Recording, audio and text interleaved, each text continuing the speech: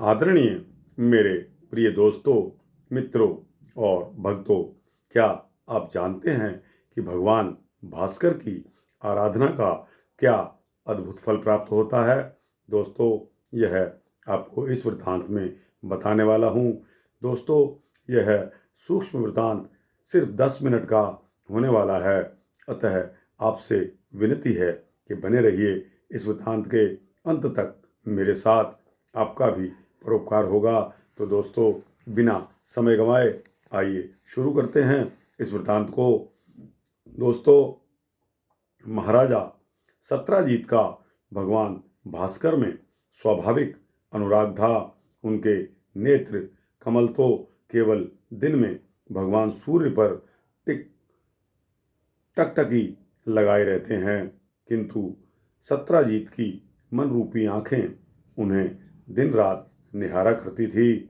भगवान सूर्य ने महाराज को निहाल कर रखा था। उन्होंने ऐसा राज्य दिया था जिसे वे अपनी प्यार भरी आंखों से दिन रात निहारा करते थे।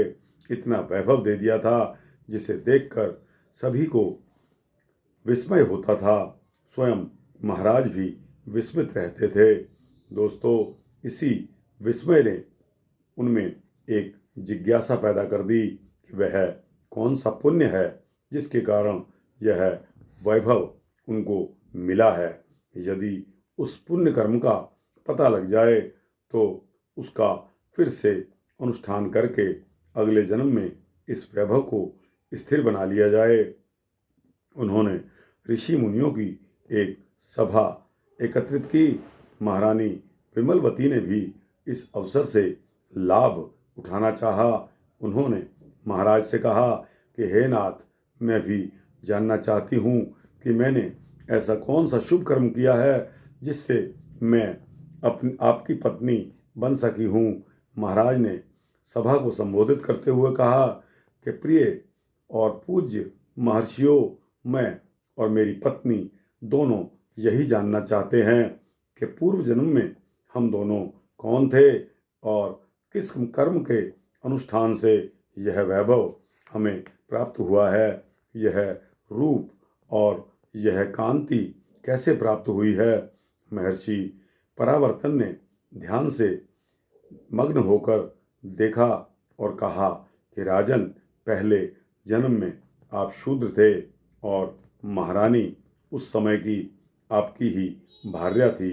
उस समय आपका स्वभाव और कर्म दोनों आज से विपरीत थे। प्रत्येक को पीड़ित करना आपका काम था। किसी प्राणी से आप स्नेह नहीं करते थे। उत्कट पाप से आपको कोढ़ भी हो गया था। आपके अंग कट कट कर गिरने लगे थे। उस समय आपकी पत्नी मलयवती थी। उस मलयवती ने आपकी बहुत सेवा की। आपके प्रेम में मग्न रहने के कारण वह भूखी प्यासी रहकर भी आपकी सेवा करती थी। आपके बंधु बांधवों ने आपको पहले से ही छोड़ रखा था, क्योंकि आपका स्वभाव बहुत ही क्रूर था।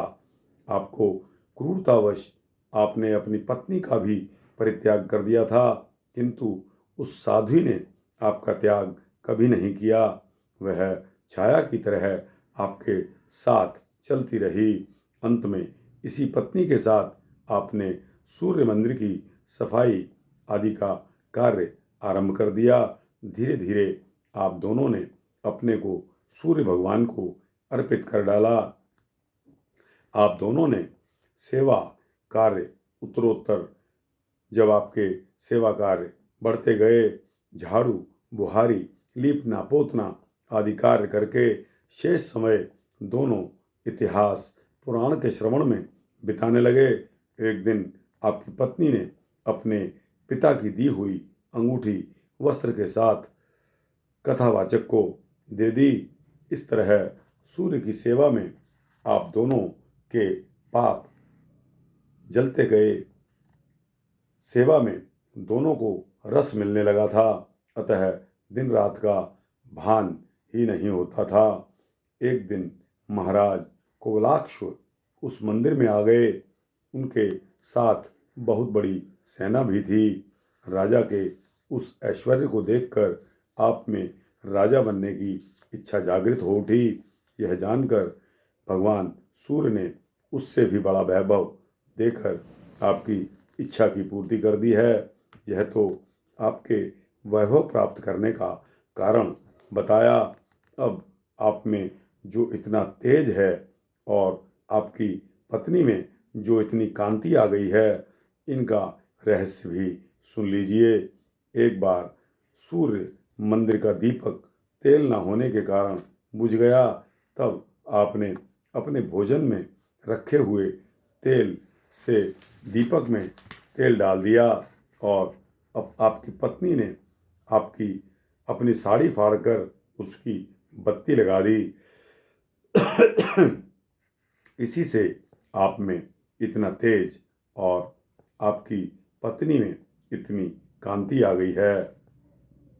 आपने उस जन्म में जीवन की संध्या वेला में तन्मयता के साथ सूर्य की आराधना की थी।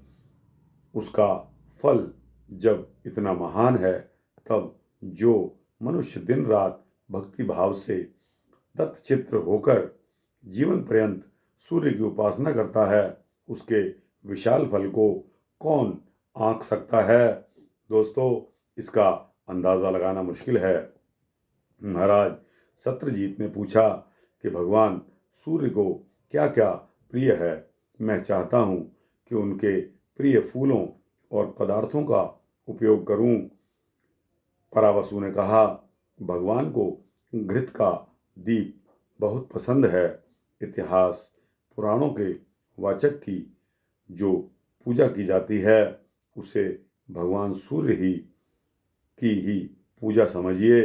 वेद और वीणा की ध्वनि भगवान को उतनी पसंद नहीं है जितनी कथा। फूलों में करवीर यानी कि कन्नेर का फूल और चंदनों में रक्त चंदन भगवान सूर्य को बहुत प्रिय है। दोस्तों, यह पौराणिक कथा भविष्य पुराण से ली गई है। और दोस्तों, आपको कैसी लगी? अच्छी लगी हो तो दोस्तों इसको लाइक और शेयर करते हुए आप अपने भक्तों, मित्रों, जिज्ञासुओं को अवश्य भेजना। इस चैनल को सब्सक्राइब करेंगे तो आपको इसी तरह के भक्ति वृत्तांत मिलते रहेंगे। दोस्तों, यह वृत्तांत यहाँ समाप्त होता है। जय श्री राधे, जय श्री कृष्ण।